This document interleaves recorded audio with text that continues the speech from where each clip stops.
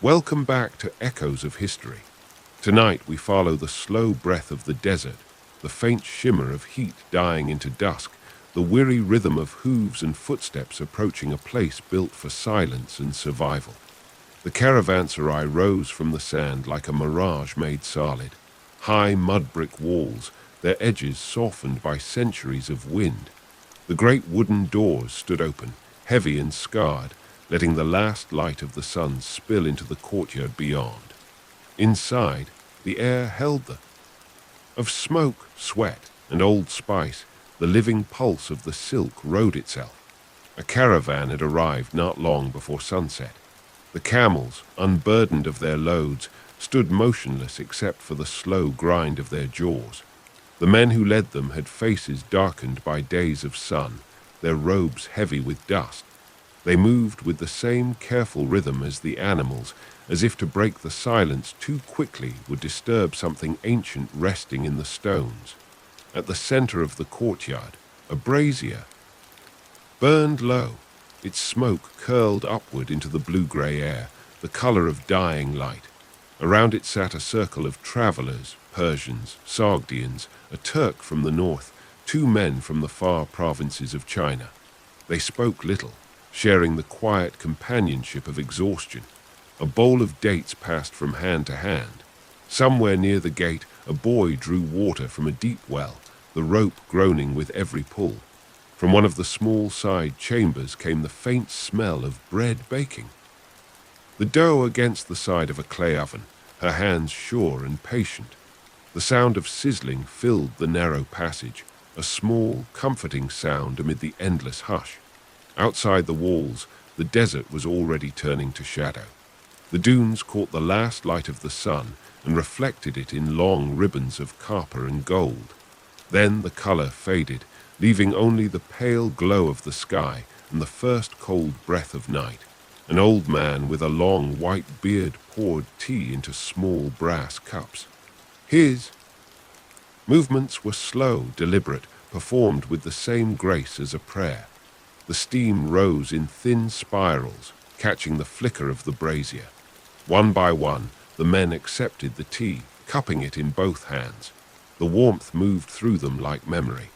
A merchant named Farid, his voice low, his words measured, began to speak. He told no story in particular, only fragments of the road. A sandstorm that had taken 3 men and a horse, a mountain pass where the snow never melted. See where glass was clearer than water. The others listened not for meaning, but for sound. It was enough simply to hear another voice. When he fell silent, the fire filled the space his words had left. The crackle of the coals was steady, patient. Someone threw in a handful of dried herbs, and the smoke turned sweet, filling the air with the scent of sage and myrrh. Above them, the stars began to appear, faint at first, then countless, sharp as the points of needles.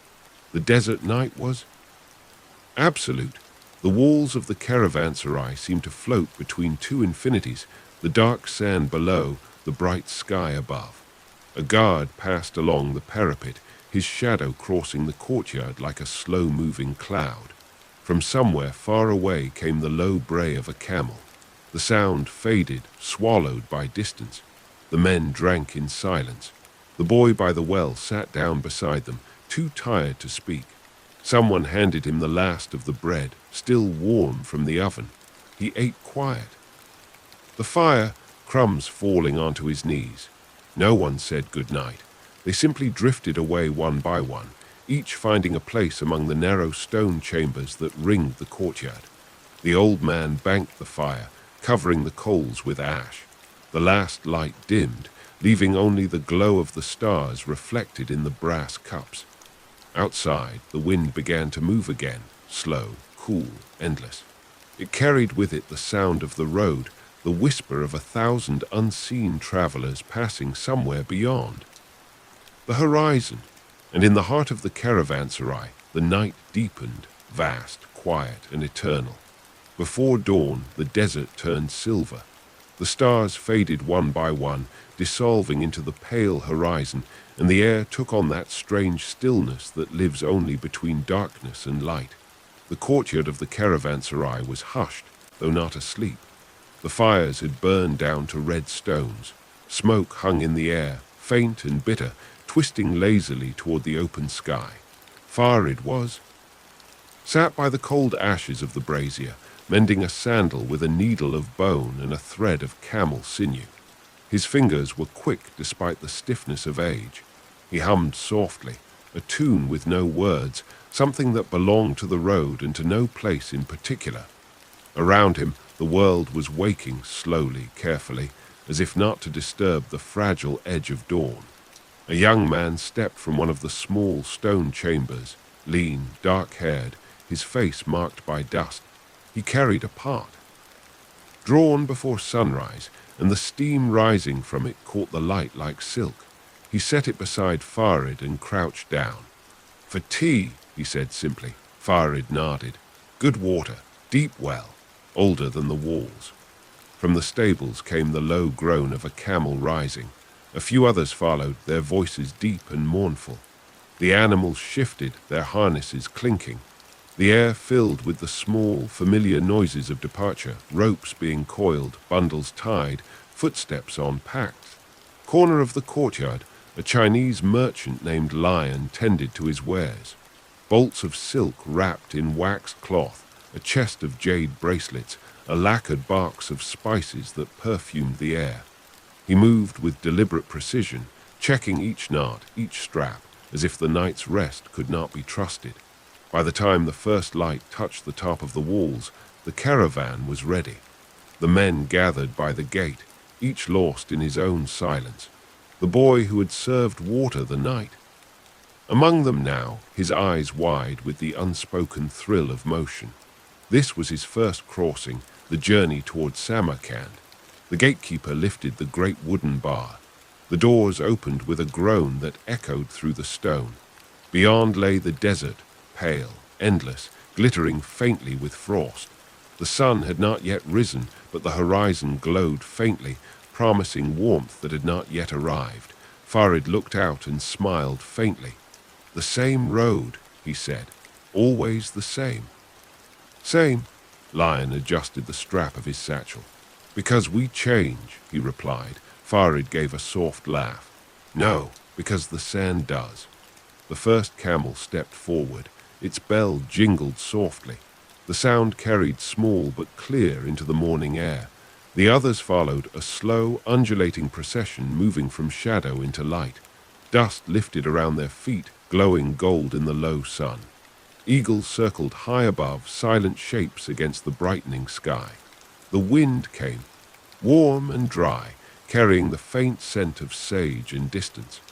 Back in the courtyard, the keeper and his wife watched from the walls. She held a bowl of ashes and scattered them into the air, an old custom, meant to send travelers safely beyond the horizon.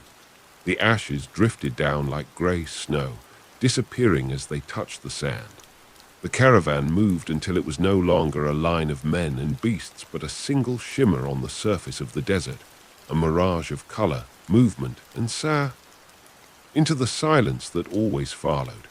When they were gone, the caravanserai fell quiet again. The courtyard seemed larger, the shadows longer. The keeper closed the gate. The wood struck the stone with a deep, final sound. And then there was nothing but the slow rhythm of the wind through the open arches, the steady breath of the desert, vast, patient, eternal. By mid-morning the light had turned sharp and white, flattening every shadow, burning every color into the same pale dust. The caravanserai, half buried in silence, seemed older in this brightness, its walls dry and cracked, its doors scarred with the marks of passing centuries. Only a few figures remained inside, the keeper, his wife, and two travelers too weary to continue. One was Farid, who had chosen to stay behind for a few days to rest his camel and his bones.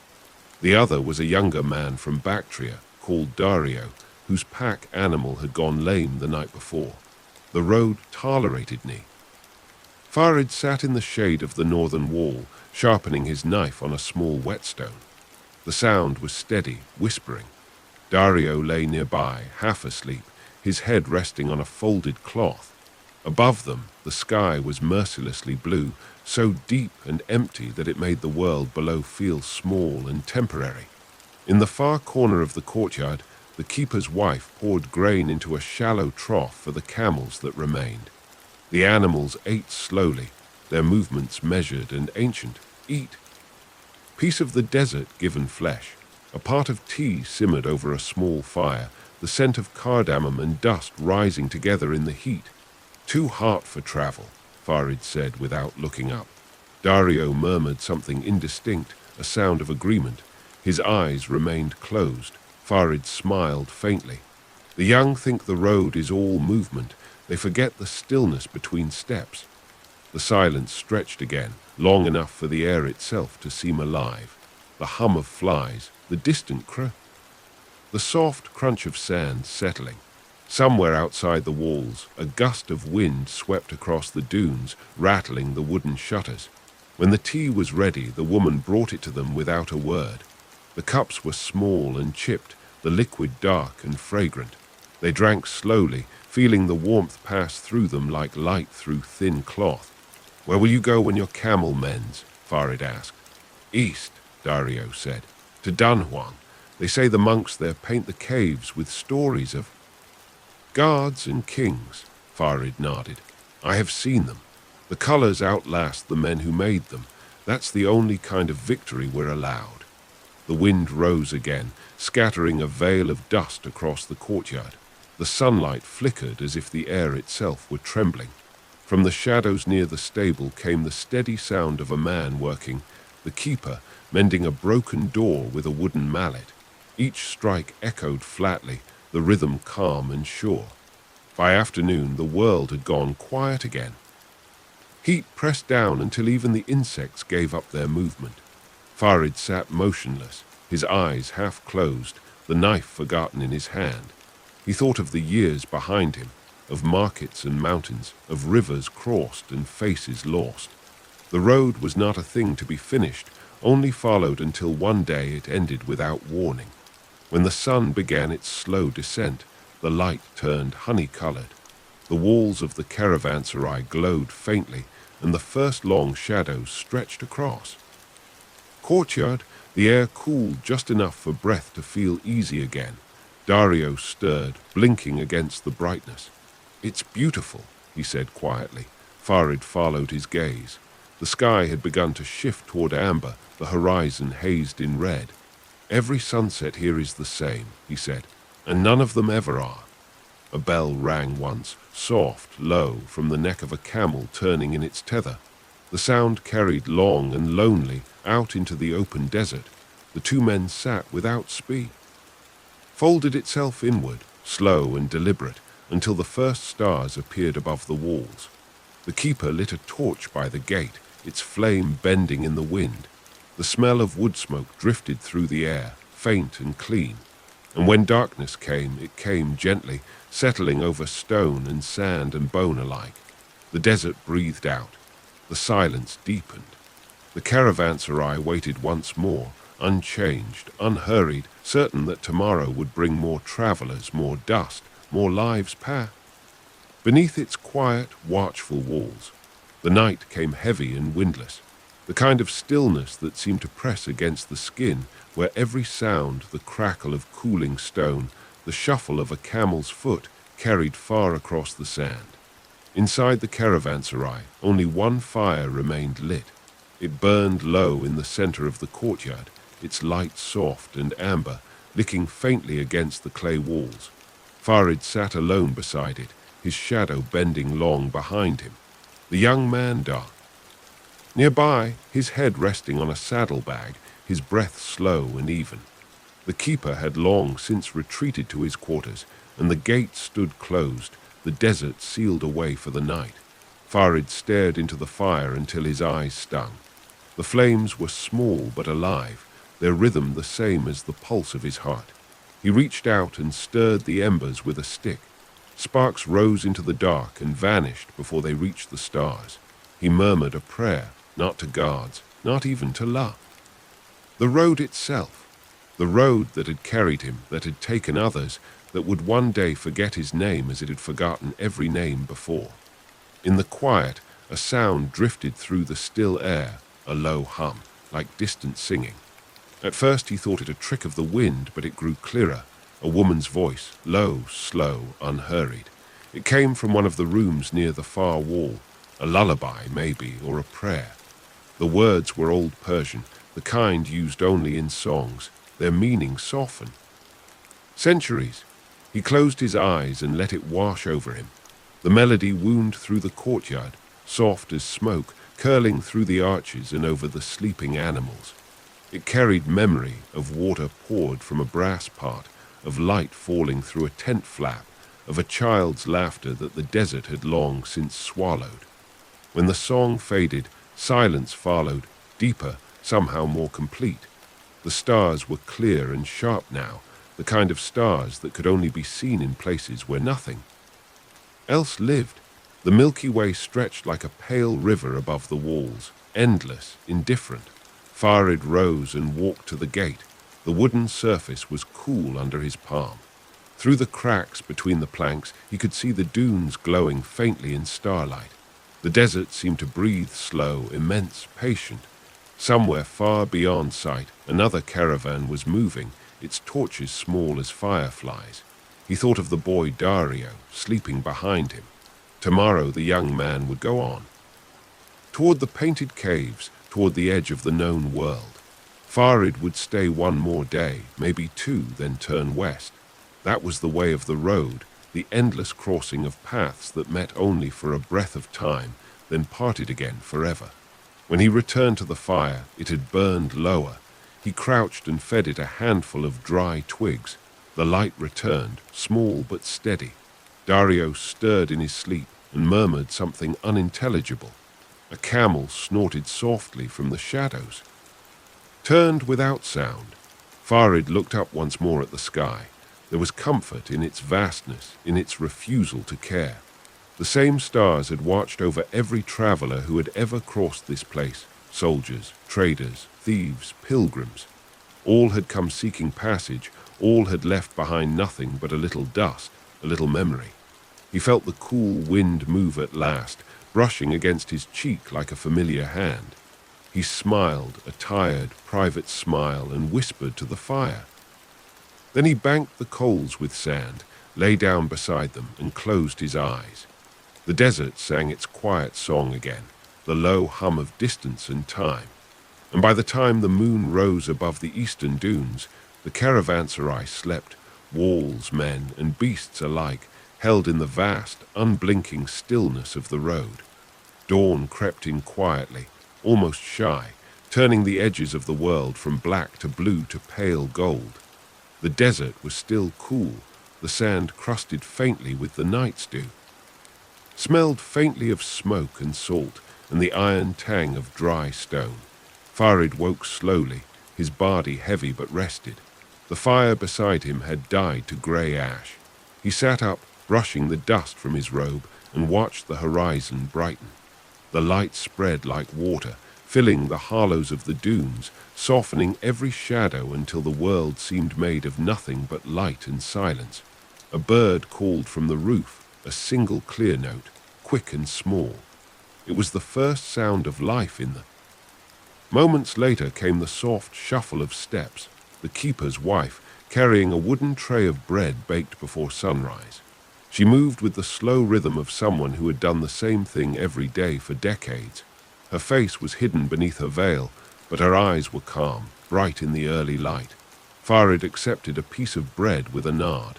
It was still warm, soft inside, the crust tasting faintly of ash. "Your husband sleeps late," he said. She smiled beneath the cloth. "He lay.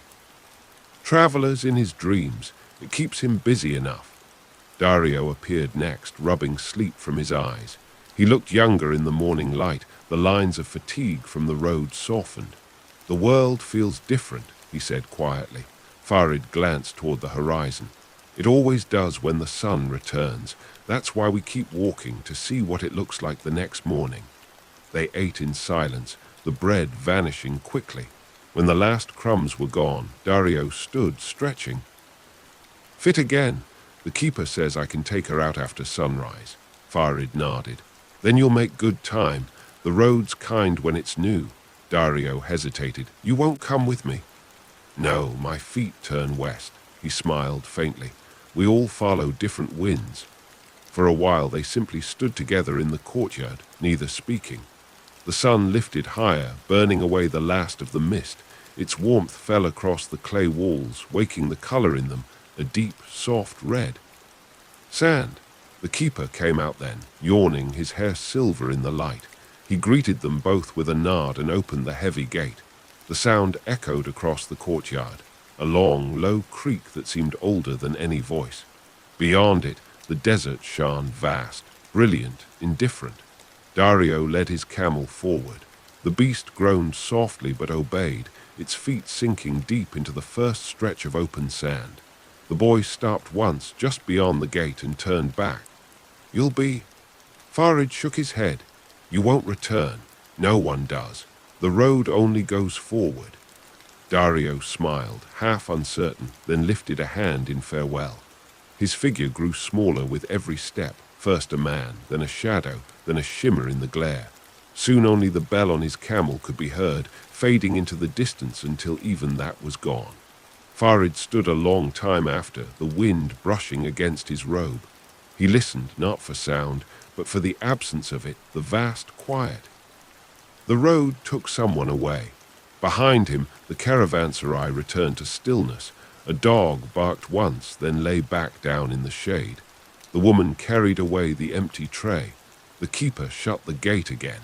Farid walked to the well. The rope creaked as he drew up the bucket. He poured a handful of the cold water over his hands, then over his face. The shock of it made him gasp softly. When he looked up again, the desert seemed infinite, not empty, but alive in its stillness. Heath. Stretching west, back toward the mountains, the cities, the places where men built walls to protect what could never truly be kept. He smiled, faintly but with peace. He would leave tomorrow, when the light was new again. For now, he sat beneath the shadow of the gate, watching the horizon shimmer and breathe. The wind moved through the open world, patient and endless, carrying with it the dust of countless travelers, each one gone, each one remembered by the sand. The caravanserai waited. It always did. The day passed slowly, measured not by hours but by the slow bending of sunlight across the courtyard walls. The desert outside lay still, shimmering under the heat, the dunes so bright they seemed almost to hum.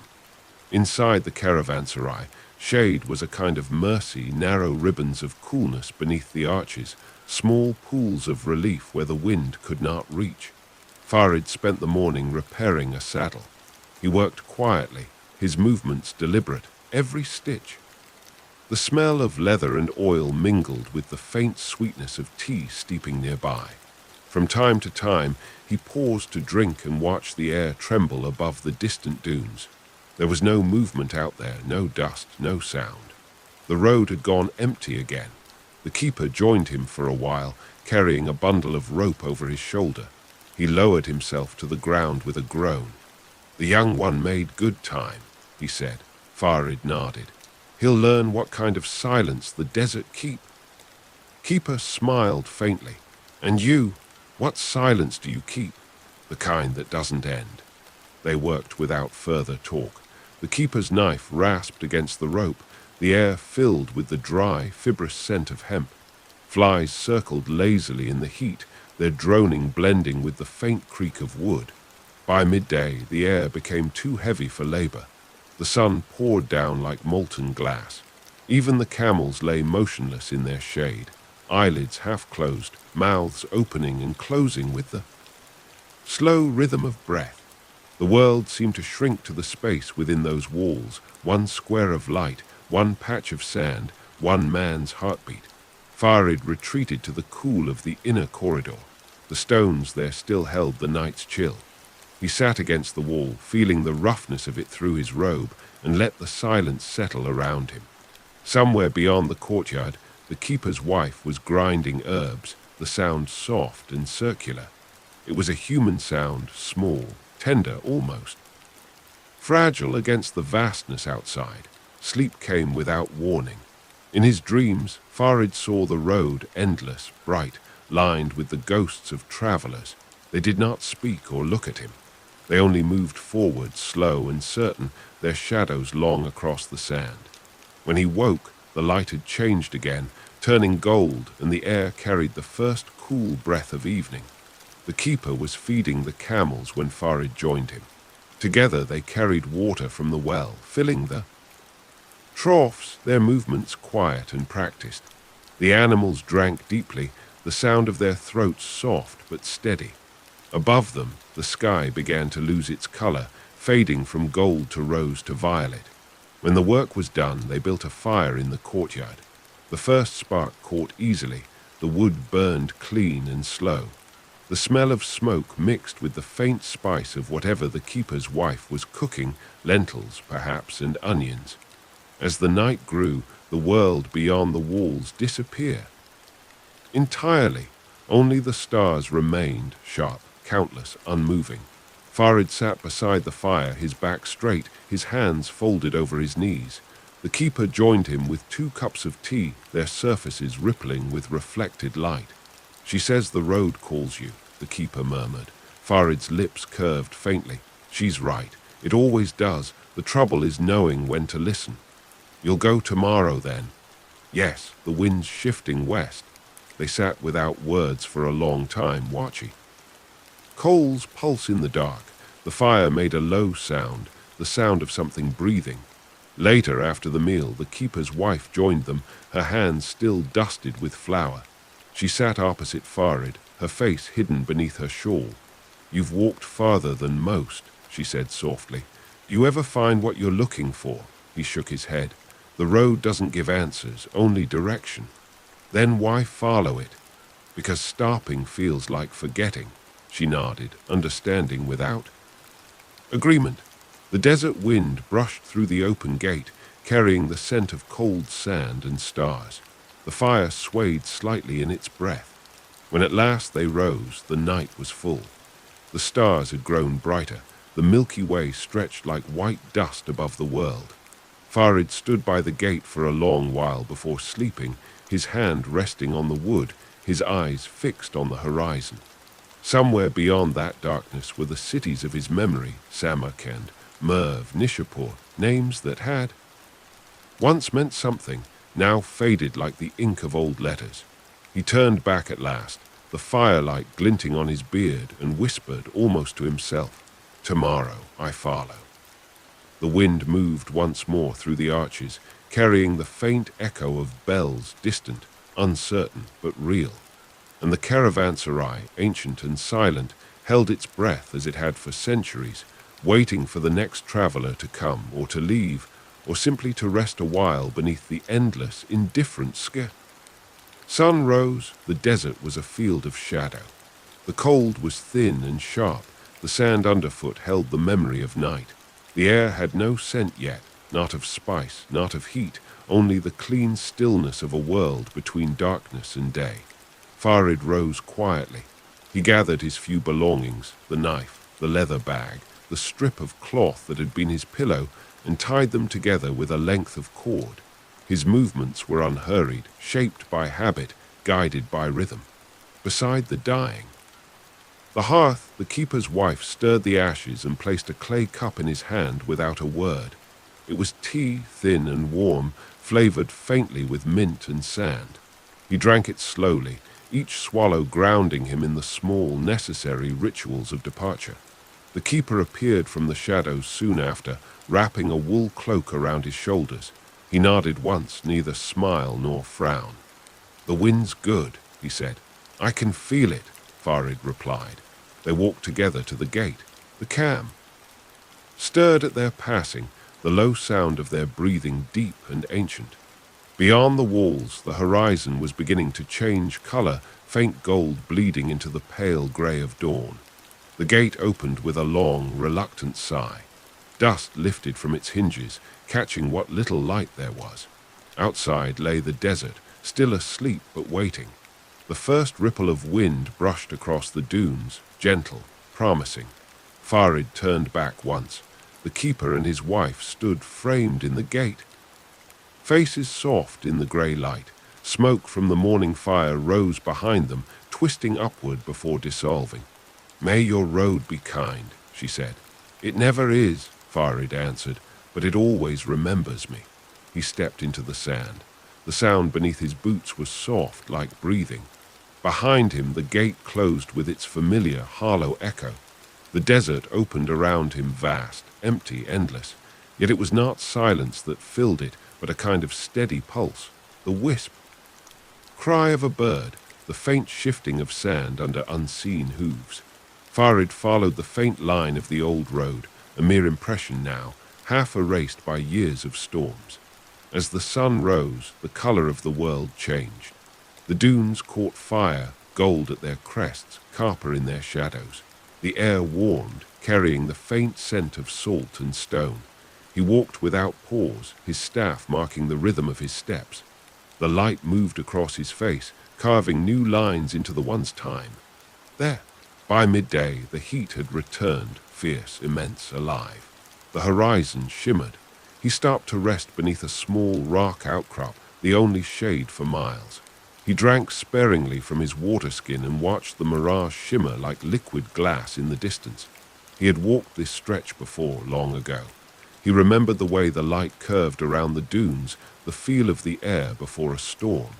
The road never changed, but his body had. The years made distance heavier, the silence longer. When he set off again, the shadows had begun to lengthen. The wind came from the west now, carrying fine dust that settled into his beard and lashes. He didn't brush it away. Dust was the language of this place. It spoke of everything that lived, everything that passed. As the sun began to fall, he saw them, the faint shapes of other travelers far ahead. A line of dark figures, small against the dying light. The sight stirred something inside him, not hope exactly, but recognition. The road had given him companions again, if only for a time. He adjusted his cloak, steadied his pace, and followed. Behind him, the caravanserai grew smaller, swallowed by shadow and distance. Its walls turned the color of cooling embers before fading entirely into the endless horizon.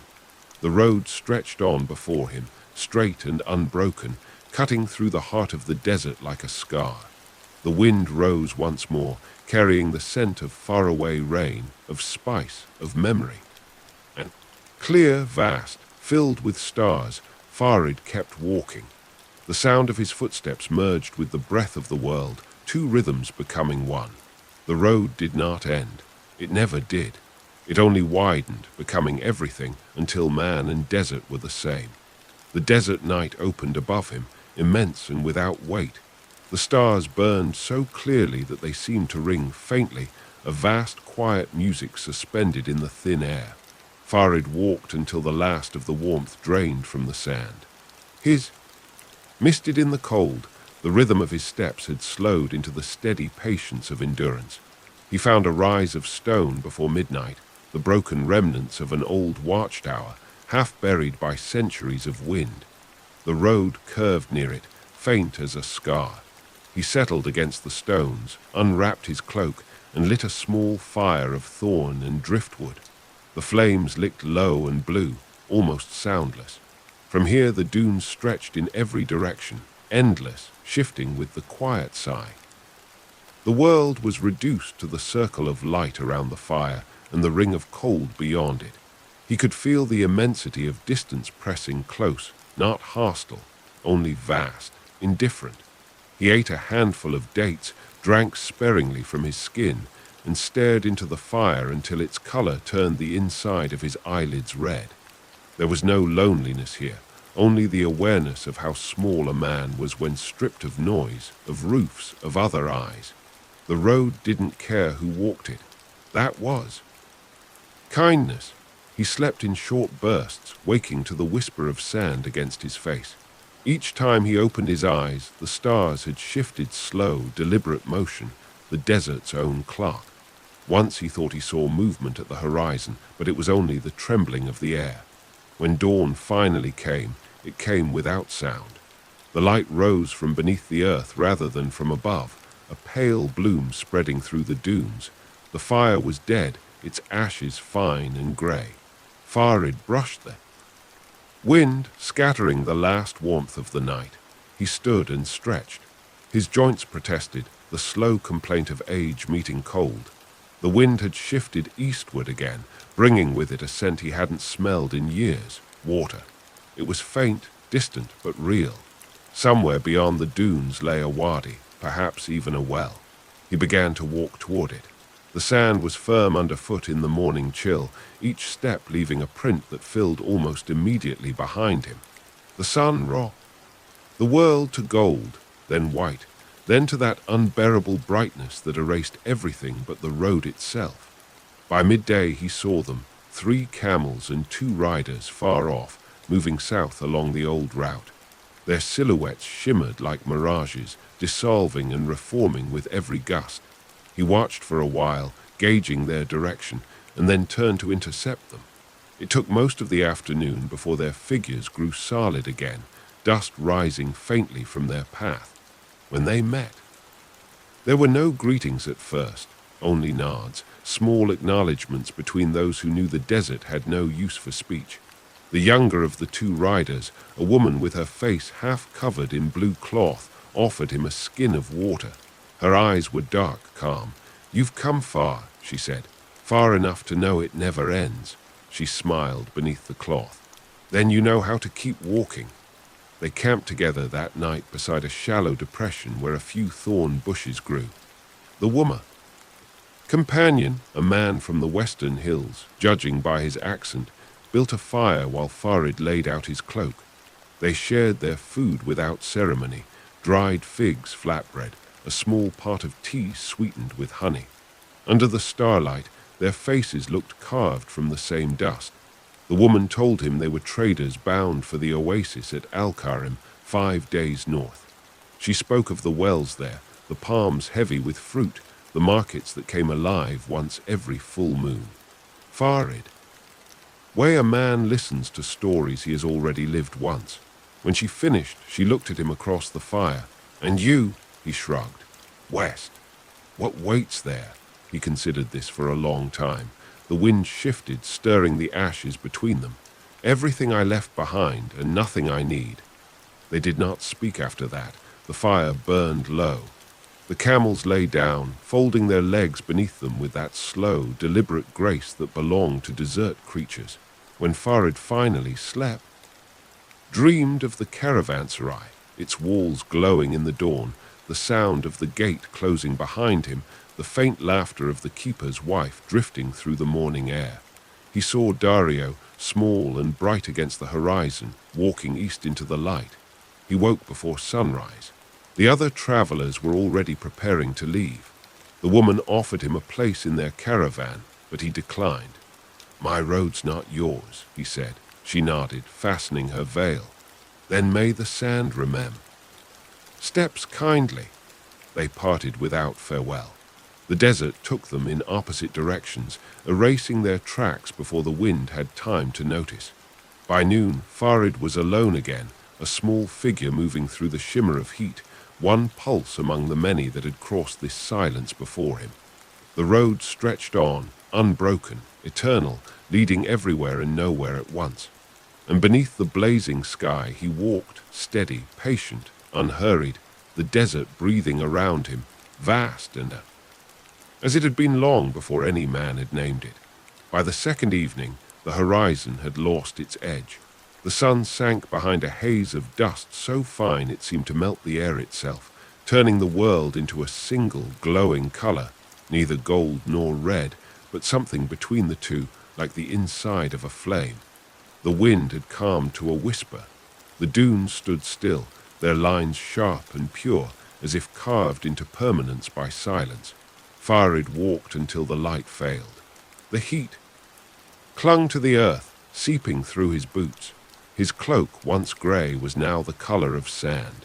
Every movement was slow and exact, the body reducing itself to its simplest function, motion. He reached a shallow valley before nightfall, marked by a ring of stones and the faint trace of an old camp. A few stunted tamarisk trees grew there, their roots sunk deep into invisible water. He tethered his camel beneath one of them, let it kneel, and removed its load. The animal sighed. Long neck toward the fading light. When the first star appeared, he lit a small fire of dry branches. The flame burned low, almost shy, throwing a soft glow across the hollow. He laid his mat beside it, placed his pack within reach, and sat cross-legged, listening to the desert exhale. It was not empty, that silence. Beneath it were layers, the faint hum of wind between stones, the quiet settling of sand, the distant cry of something unseen. The desert spoke in patience. Time stretched thin. He opened his pouch and took out the last of his bread. It was hard now, nearly stone, but he softened it in a bit of water, tore it into small pieces, and ate without hurry. The taste was nothing, yet it filled the hunger that lived deeper than the stomach, the hunger of continuation. After eating, he lay back and watched the stars bloom overhead. They were too many to count, too bright to stare at for long. He traced constellations with the ease of habit. The twin horses, the long curve of the river that mirrored the Milky Way. Somewhere beyond them, he imagined, other travelers were looking up from other fires, measuring the same distances, dreaming the same silence. The night cooled. A thin wind moved through the hollow, brushing the edges of the fire. He wrapped his cloak tighter, half closed his eyes. From time to time he drifted in and out of sleep, the dreams so close to waking that they felt like breath. He saw flashes, the gate of the caravanserai, the face of the boy Dario, a woman's voice singing in an empty courtyard. When he woke again, the moon was high, pale and full. The desert shone as though made of silver. Every dune cast a long, soft shadow, and the world looked newly made, quiet, unspoiled. Farid sat up. The fire had died. His breath formed a cloud in the cold. He watched the horizon for a long time until his eyes adjusted and he saw movement faint, far away, like the trembling of the air. The shape of another traveler or simply a trick of light. Either way, it comforted him. The road, even in emptiness, never abandoned its own. He poured a small handful of sand into his palm, let it run through his fingers. Each grain caught the moonlight for a moment before falling back to its endless kin. "We are the same," he whispered, though there was no one to hear it. As dawn began again, slow, silent, inevitable, he packed his things. The camel rose with a groan, shaking dust. "Coat!" Together they turned west, toward the faint line where the stars were giving way to day. The world brightened by degrees. The cold fled. The sand turned gold again. The wind came up from behind, soft but sure, carrying with it a whisper that might have been memory or promise or nothing at all. Farid did not look back. The desert behind him was smooth, his footprints already fading. Ahead, the road stretched on, quiet, unbroken, alive, the same road he had walked all, only one that ever truly existed. By the third day, the rhythm of the road had become everything. There was no longer morning or afternoon, only the changing texture of light, the pale shimmer at dawn, the sharp whiteness at noon, the slow bleeding of color in the evening. The desert no longer seemed vast to Farid. It had folded around him, drawn him into its breathing, its stillness. He walked not through it, but with it. The camel moved at his side, patient, swaying. Its step. Without thought, they had shared too many roads for anything else. The wind brushed their faces, bringing the dry scent of distant salt, perhaps an old lake bed, perhaps nothing. The horizon rippled faintly in the heat, where sky and sand blended into one trembling veil. By midday, the wind turned harsh again. Dust rose in sheets, blurring the world into pale motion. Farid wrapped his scarf across his mouth and pressed onward. His eyes watered from the grit, but he didn't stop. Demanded endurance, and he had nothing else left to offer. When the storm passed, the world looked different. The dunes had shifted, familiar landmarks erased, new ones born. The road had vanished beneath a film of new sand, but he didn't need it anymore. He knew the direction by instinct, by the angle of the sun, by the steady pull of habit. By the time the light softened, he saw the first sign of shelter, a line of dark shapes low against the horizon, half hidden in the haze. As he closer, the forms took shape ruined walls, half buried, the remains of a way station long dead. The place had once been a rest for caravans, like the caravanserai he'd left behind. Its gate had fallen inward, the wood grey and splintered. A single arch remained, framing the sky like a doorway to nowhere. He led the camel inside. The air there was cooler, heavy with the faint scent of old dust. Pieces of pottery lay scattered, shards glazed in colors now dulled by centuries. Still held a trace of water from the last rain, dark and stale. He untied his pack, let the animal kneel, and sat among the ruins. It was quiet here, the kind of quiet that felt deliberate, as though the stones themselves were listening. He imagined the lives that had passed through this place, traders from Samarkand and Nishapur, pilgrims bound for Mecca, soldiers carrying messages sealed in wax.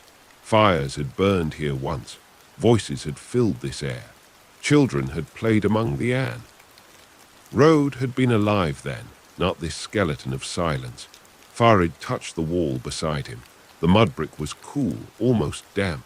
A thin vine had taken root in a crack, a single green thread defying the years. He smiled faintly. Even here, he murmured, something remembers. As evening came, he built a small fire in the shadow of the arch. The smoke rose straight without wind. The sun set behind the dunes, turning the broken stones to gold, then red, then grey. The camel. Him eyes half closed. When the first stars appeared, he sat still, listening. Somewhere, very faintly, he thought he heard bells, the light, irregular chiming of a caravan far off. It came and went with the breeze, a sound from another world, another time. He leaned back against the wall and closed his eyes. For a moment he was back at the caravanserai, the courtyard alive with murmured voices, the smell of bread and spice, the soft laughter of travelers at rest. He saw the boy Dario, standing by the gate, his face bright with youth and dust. He saw the woman singing in the night. When he opened his eyes, only the ruins remained. The stars were sharper now, burning clean and cold above the desert. He fed the fire one last branch and whispered, "If the road remembers me, let it be here." The wind answered with a low sigh through the broken arch. He wrapped himself in his cloak, lay down beside the fire, and watched the flames dim into embers. The night deepened, vast. Soundless, the desert exhaled. And as sleep took him, Farid became part of the silence, one more traveler folded into the long, endless memory of the road. When morning came, it arrived without color. The sky was pale and washed out, almost white, as if the world had been stripped of its paint. A thin wind moved across the dunes, cool and steady, whispering through the broken stones of the ruin where Farid had slept. The ashes of his fire were cold, scattered by the night. He rose, limbs heavy, his joints stiff with the memory of sleep. For a moment he sat still, rubbing the sand from his eyes, listening to the soft grind of the camel chewing its morning feed. The animal lifted its head to look at him, its expression calm, ancient, unreadable. The ruin around him was quiet, a hollow skeleton of what once had been alive. He walked through it in silence, tracing the shapes of vanished walls with his fingertips. The outlines of doorways and windows still clung to the bricks, faint ghosts of rooms that had known laughter, trade, argument, prayer. A single clay bowl lay half buried near the corner, its rim chipped, its purpose long forgotten. He thought of how many hands had once held it, how many lives had passed here, each one swallowed by the same patient dust. It was not sadness he felt, but a kind of recognition. Time did not take, it folded. Every silence held the echo of 1,000 voices. By the time the light had warmed to gold. Things. The camel groaned as it stood, shaking off the sleep, and turned its head toward the open horizon as though it too remembered the road. They left the ruins behind without farewell. Nothing in the desert ever truly ended, it only shifted. The day grew harsher as he walked. The wind came from the north now, steady and dry, drawing lines in the sand. The sun rose high, a white disk that burned without heat, bleaching the sky to emptiness. His scarf was stiff with dust, his lips but his pace never faltered. Each step was measured, the rhythm of endurance learned from years of motion. He passed what had once been a well, a circle of stone choked with sand. Its shadow offered brief relief. He crouched there, resting one hand against the rim, and looked down. Only darkness stared back, deep and still. Yet even in its emptiness, he thought he heard the faintest echo of water, or perhaps memory pretending to be sound. In the distance, something glimmered, not the mirage of heat, but something steadier, lower to the ground. He shaded his eyes and watched. As the sun shifted, the light resolved into shapes of palms, a cluster of them, their leaves dark against the sand. An oasis. It was smaller than he remembered from other roads, only a narrow pool ringed by rocks, but real. The water shimmered faintly under the afternoon light, blue-green and alive. He let the camel kneel at its edge and drink, the ripples spreading across the surface like slow breath. Washed his hands, his face, then removed his sandals and stepped into the water. It was cold, sharkingly so, a wound of life in a dead land. He stood there a long time, feeling the sand shift beneath his feet, the water circle his ankles. The sound of it, small, constant, clear, filled the silence that had lived in him for so long. When he sat to rest beneath the palms, the air was still. The leaves barely moved. The shade fell soft and green, and for the first time in days he closed eyes and felt no need to measure distance. He could smell the sweetness of the water, the faint scent of grass hidden among the stones, the quiet hum of insects that had never left this place. He remembered other oases, larger, noisier, filled with the voices of merchants and the creak of leather. But this one had no memory of men. It had been waiting all along, untouched, unchanging. He stayed through the evening. The sun fell behind the dunes, turning the pool to copper, then black. The wind softened. He built a fire from fallen fronds, its smoke rising straight into the air. The reflection of the flames danced in the water, a flicker of gold beneath the gathering stars.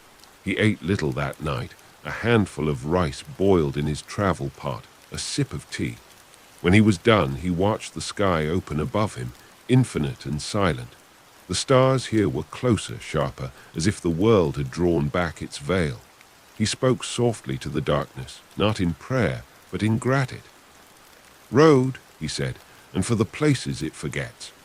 The fire sank lower, its embers pulsing red against the dark water. He lay down beside it, his cloak gathered close, his head resting on the sand. The camel stood nearby, unmoving, its shadow long against the palms. And as the night deepened, the desert's quiet folded over them both. The sound of the wind returned, slow, rhythmic, eternal, and Farid felt it pass through him like breath. He thought, just before sleep took him, that perhaps was all the road ever wanted from a man. Not his destination, not his effort, but his stillness. His willingness to become another silence added to its endless, shifting memory. And with that, he closed his eyes, the stars reflected faintly in the water beside him, the night vast and unbroken once more. By dawn, the oasis was wrapped in mist, a rare, thin veil of white that drifted low among the palms and over the water. It blurred the edges of the world, softening every shape until dunes looked gentle, almost kind. Farid woke to the faint rustle of fronds and the sound of the camel drinking again, its lips breaking the mirrored surface of the pool. He sat up slowly. The night's coolness clung to the sand, and his cloak was damp with dew. His joints ached, but not unpleasantly. It was the ache of a body that still moved, that still had purpose. He warmed his hands over the faint coals of the fire, now nothing but a ring of grey dust, then reached for his flask. What little tea remained, the taste of it bitter, smoky, touched with ash, pulled him into the rhythm of morning. He fed the camel a handful of grain, adjusted the pack on its back, and for a while simply sat, watching the mist shift and breathe. When the sun rose, the fog thinned. The palms sharpened into focus again. The world returned in layers, color, sound, distance. He stood and walked to the edge of the water. It was perfectly still now, glassy, reflecting the pale gold of the sky. His reflection looked back at him, older than he remembered, eyes lined by years of light and dust, beard streaked with the gray of long travel. He crouched and cupped his hands, drinking from the pool. The water was sweet, cool against his tongue, the kind of sweetness that existed nowhere else on earth but here. He drank deeply until the hollow beneath his ribs loosened. Then he filled his skin again and stood, letting the last drops fall from his fingers back into the pool. The camel shifted, impatient, sensing motion in him. He turned toward it and smiled faintly. "Yes," he murmured, "the road again." He walked a short distance before stopping. Something caught his eye among the stones, a small carving half buried, its surface smoothed by time. He knelt to uncover it, a worn relief of two figures facing each other, their hands touching, their outlines faint but unmistakably human. The style was old, older than the caravanserais, older than the empires that fallen across this land. He brushed away the dust and sat there for a long time, his fingers tracing the faded lines. Whoever carved it had wanted something remembered, not themselves, perhaps, but the moment. Two shapes meeting, brief and eternal, caught in stone. He felt a quiet understanding pass through him. The road, the ruins, the wells, they were not fragments, not endings. They were pauses. The world had no memory of loss, only of continuation. By midday, the heat rate had vanished completely, leaving only the endless blue above. Farid packed his few belongings, tightened the straps, and began to walk once more. The sand was soft and warm beneath his feet, yielding and alive. The dunes rolled endlessly, crest after crest, but his pace was steady. With each step, the sound of the oasis faded behind him, the faint splash of water, the rustle of palms, the hum of life hidden in stillness. Ahead, there was nothing yet, only the shimmer of light and great unbroken silence calling him forward. As he walked, memories came like fragments of wind, the smell of wet stone at the caravanserai well, the boy's voice laughing beside the fire, the taste of mint tea cooling in brass cups. None of them stayed long, but each left a trace, a warmth that lingered just behind his ribs. By the time the sun began to fall, the dunes were red again, their shadows long and blue. He climbed one last ridge and stopped. The horizon opened before, shimmering alive, and there, far away, he saw movement. Another caravan, small and slow, crossing the land toward the west. He watched them until their shapes became clear men, camels, the glint of metal from a spear or tool catching the light. A faint bell reached him on the wind, the same distant chime he had heard before. He smiled. The road had led him back into its rhythm. He would join them by morning, perhaps, or perhaps not. It didn't matter. The desert was full of Sa. Brief, wordless, eternal. As darkness gathered again, he made his camp beneath the ridge. The stars came in their thousands, sharp and cold, and the first wind of night swept over the sand, erasing every footprint behind him. He sat by his small fire until it burned low, then lay back, eyes open to the sky. The constellations shifted above him, patient and slow, their light falling on everything without preference, the living, the dead, the forgotten. And as his breath fell into the desert's own, Farid understood that the road was not before him or behind him anymore. It was everywhere, in the air, in the sand, in the quiet between heartbeats. He closed his eyes and listened. The sound of the world was the same as always, soft, endless and kind. By the time the next dawn came, the desert's color had changed again. The dunes were no longer gold but ash-colored, a dim gray-blue under the thin veil of early light. Farid woke before the sun, as he always. Sound of wind dragging lightly over sand, the low hiss of something ancient and tireless. The fire had died long ago, even the ashes had been carried away in the night. He rose and tightened his cloak. The cold was deep before sunrise, sharp enough to make the breath visible.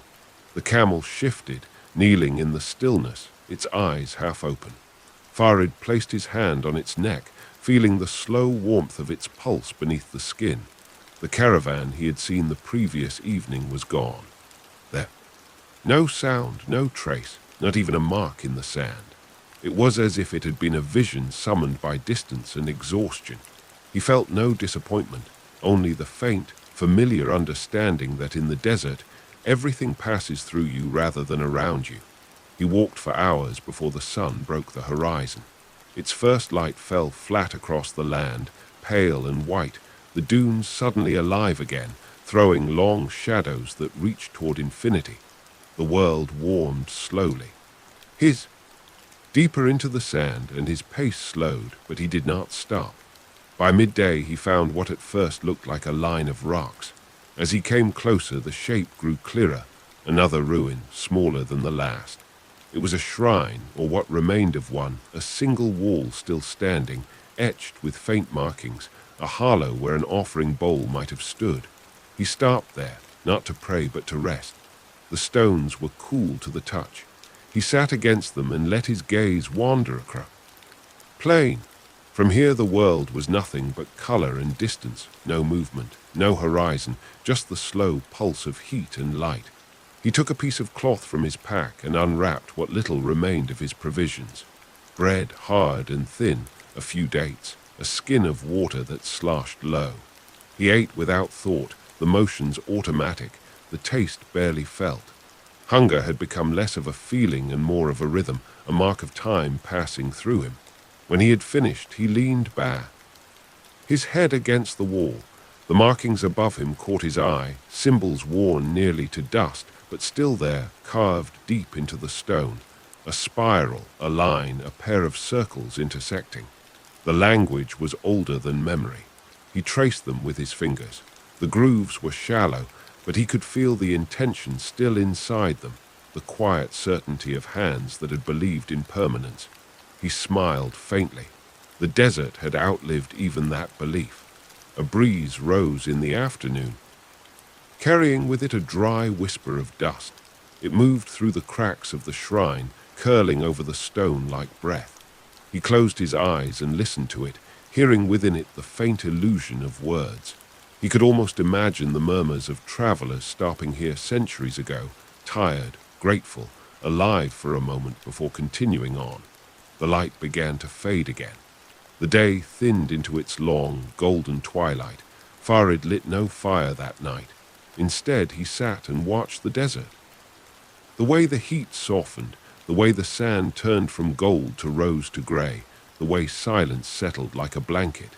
When darkness came, it came gently without edge. The first stars appeared, faint at first, then burning bright. The moon rose low, fat and pale, laying silver paths across the dunes.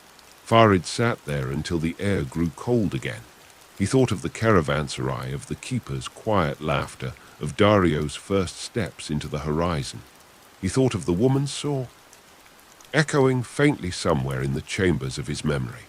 And then he thought of nothing at all, only the breath, the steady rhythm of wind and blood and dust, the quiet pulse that all travelers learn to carry. He lay down beside the wall, using his pack for a pillow.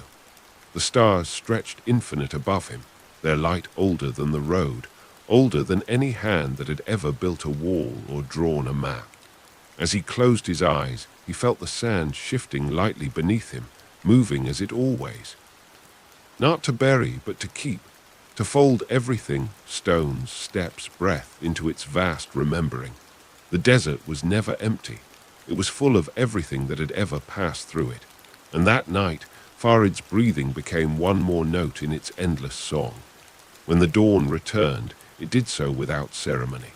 The horizon brightened slowly, not with color, but with a quiet diffusion of light that erased the stars one by one until only the faintest remained. Farid opened his glow and the familiar weight of sand against his back. The world was cool, thin, suspended between silence and motion. He sat up. His cloak was stiff with dust. The lines of the night had marked his face. The camel, a few paces away, was already awake, chewing idly on a strand of dry grass it had found among the stones. The animal's patience felt infinite, its stillness an anchor against the emptiness around them. Farid stretched, gathered his pack, and poured a small trickle of water. Palm for washing. The chill of it startled him. He ran it across his eyes, his neck, the back of his hands, and then poured the rest onto the sand, a gesture of respect to a world that gave nothing freely. The sun rose fast. Its first warmth cut through the cold like a blade. He began walking west again, following no visible path, guided only by the shifting geometry of light. The dunes here were smaller, their ridges lower and smoother, as though worn down by the long breath of sand was finer, pale as bone. He walked in silence. The rhythm of his steps became the only sound, joined by the creak of leather and the slow sway of the camel's gait.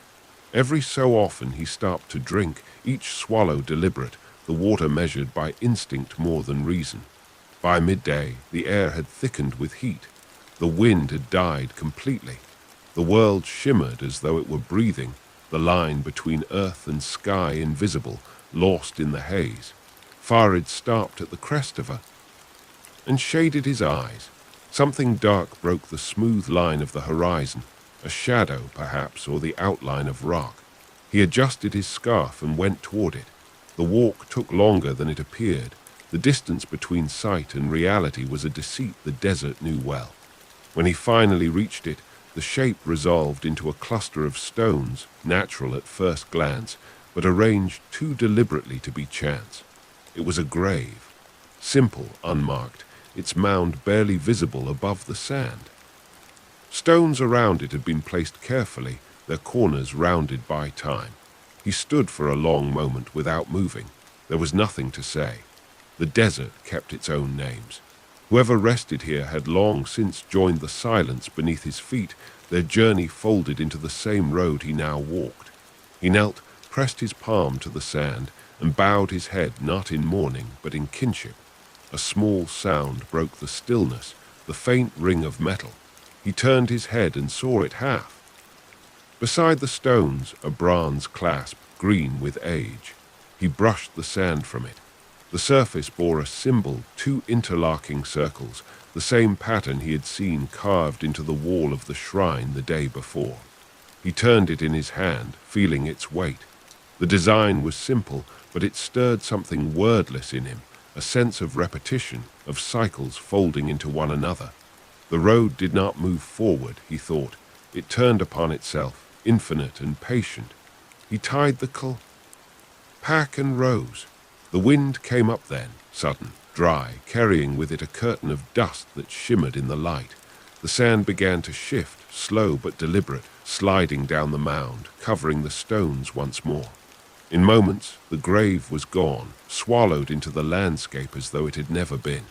He watched until the wind calmed, until the world settled again into its stillness. Then he turned and continued walking. By evening, the light had gone copper-red. The air cooled and long. Shadows stretched across the dunes. In the distance, far beyond sight, a faint glimmer hinted at something, a reflection perhaps, or the far-off fire of another traveler. He could not tell. He made camp where the sand dipped into a hollow, sheltered from the wind. There was no wood left to burn, so he lit a small flame from oil soaked into a rag, its light soft and unsteady. He drank the last of his water, wrapped his cloak tightly, and sat watching the horizon fade into night. The returned, endless, sharp, untouched. The same stars that had watched over every road, every ruin, every grave. They neither moved nor aged. They simply were. Farid sat beneath them until his eyes grew heavy. The clasp lay warm in his palm, the twin circles catching what little light the flame still gave. He closed his hand around it, felt its shape press against his skin, and whispered not to the dead, nor to the road, but to the silence itself. Keep what you remember. Forget. Then he lay back, his head against the sand, the desert rising and falling beneath him like the slow breath of a sleeping god. When he closed his eyes, the sound of the wind returned, low, distant, endless, and the night folded over him, carrying his name into the same memory that held all others before him. The morning came quietly, as if it had been watching him sleep. The light rose slow and grey across the dunes, diffused by the thin veil of dust that hung in the air.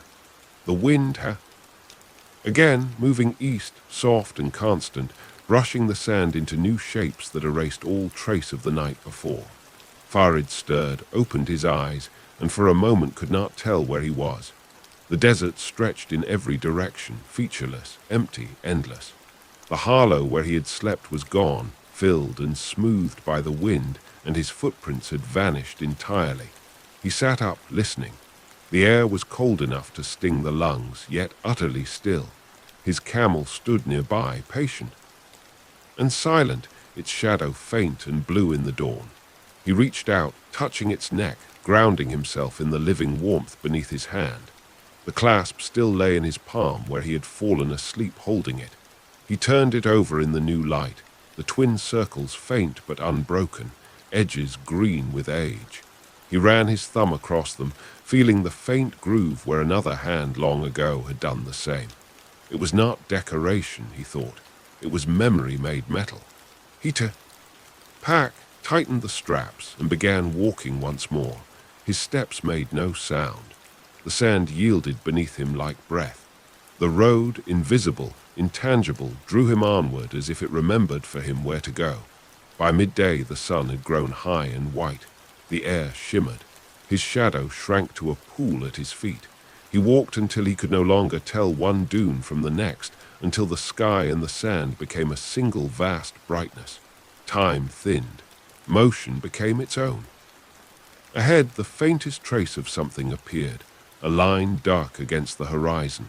He blinked, shaded his eyes, and waited for the heat to stop deceiving him. Slowly, the shape held. Walls. A gate. He felt no surprise, only a quiet recognition, as if the desert had finally folded back upon itself. As he approached, the outline grew clearer, a caravanserai half-sunken but whole, its wooden doors still standing, the same curve of archway he had known before. The sound reached. Murmur of voices, the clink of harness, the bray of camels. Smoke rose from within, thin and blue. He stepped through the open gate, and the courtyard opened before him. The well, the trough, the circle of fire, the smell of bread. Travelers moved about, their faces strange yet familiar.